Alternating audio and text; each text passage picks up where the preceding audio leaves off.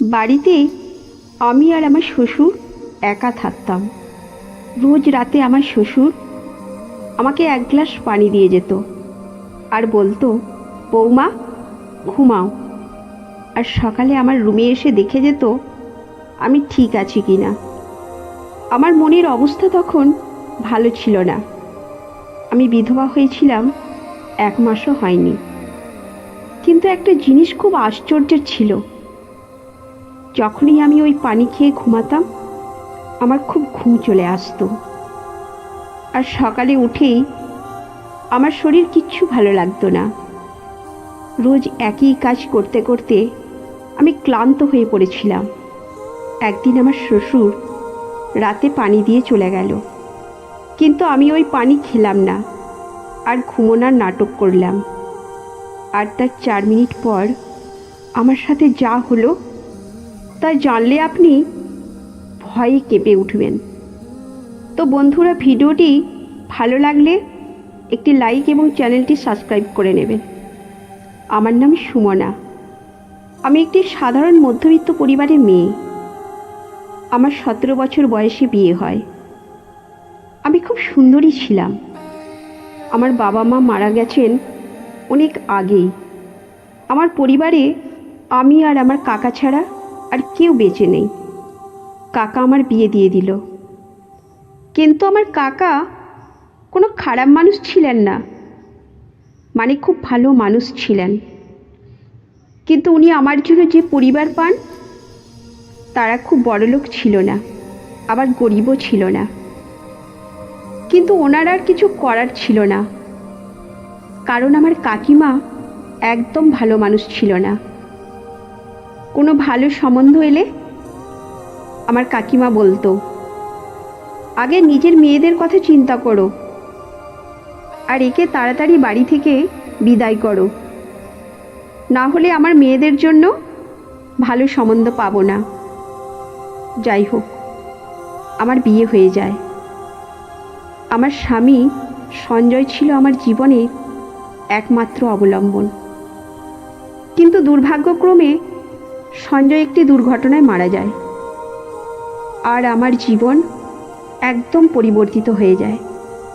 শ্বশুরবাড়িতে থেকে যাওয়া আমার জন্য বাধ্যতামূলক হয়ে পড়ে।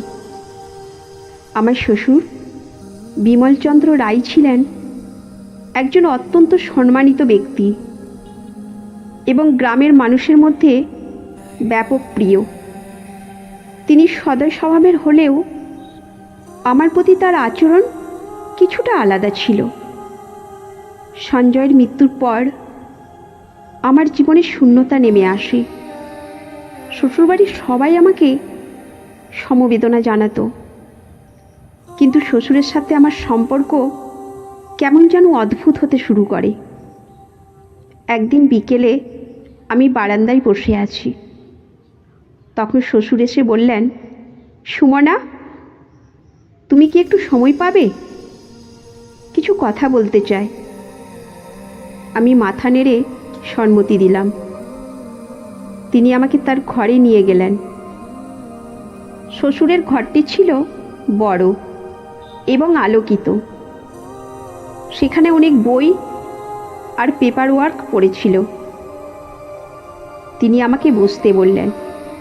আমি কিছুটা ভয় পেয়েছিলাম, কারণ তিনি সাধারণত এভাবে কথা বলেন না। শ্বশুর বললেন, সুমনা, তোমার সঞ্জয়কে আমরা সবাই খুব ভালোবাসতাম। তার চলে যাওয়ায় আমাদের সবার জীবনে একটা ফাঁকা সৃষ্টি হয়েছে। কিন্তু আমার মনে হয় তুমি সবচেয়ে বেশি কষ্ট পাচ্ছ। আমি চাই তুমি জানো, তুমি যদি কখনো কোনো সমস্যায় পড়ো, আমি সবসময় তোমার পাশে আছি। এই কথাগুলি শুনে আমার চোখে পানি এসে গেল। আমি কোনোভাবে বললাম, ধন্যবাদ বাবা। আপনার কথা শুনে আমার মনে একটু সাহস পেলাম। তিনি আমার হাত ধরে বললেন, সুমনা, তুমি শুধু আমার বৌমা নও, তুমি আমার মেয়ের মতো। আমি চাই তুমি সবসময় সুখী থাকো। সময় বয়ে যায় আর আমাদের সম্পর্ক আরও গভীর হতে থাকে। একদিন রাতে বিদ্যুৎ চলে যায় আর আমি মোমবাতি জ্বালানোর জন্য রান্নাঘরে যাচ্ছিলাম। তখন হঠাৎ দেখি শ্বশুর আমার পেছনে এসে দাঁড়িয়েছেন। তিনি আমার কাঁধে হাত রেখে বললেন, সুমনা, তুমি খুব সুন্দর মেয়ে। তোমাকে নিয়ে আমার মনে অনেক ভালোবাসা জমেছে। আমার বুকের ধুকপুকানি বেড়ে গেল। আমি কিছু বলতে পারলাম না। শ্বশুরের হাত আমার কোমরে চলে এলো আর তিনি আমাকে কাছে টেনে নিলেন।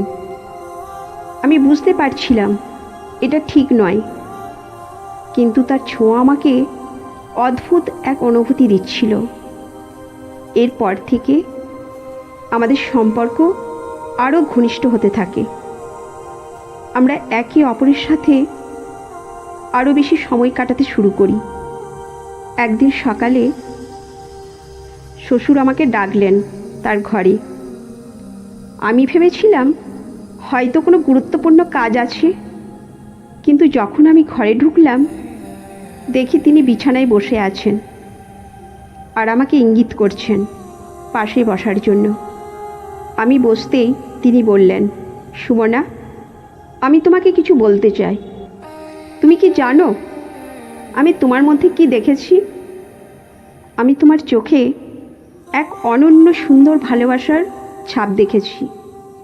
আমি একটু অবাক হলাম। শ্বশুর বললেন, তোমার মতো মেয়েকে পেয়ে আমি নিজেকে খুব সৌভাগ্যবান মনে করেছি। তুমি কি আমাকে ভালোবাসো সুমনা? আমি কিছু বলতে পারছিলাম না। তখন তিনি আমার হাত ধরে বললেন, সুমনা, আমি জানি এটা সহজ নয়, কিন্তু আমরা যদি একে অপরকে ভালোবাসি তাহলে সব কিছু সম্ভব। আমাদের সম্পর্ক দিনে দিনে আরও গভীর হতে থাকে।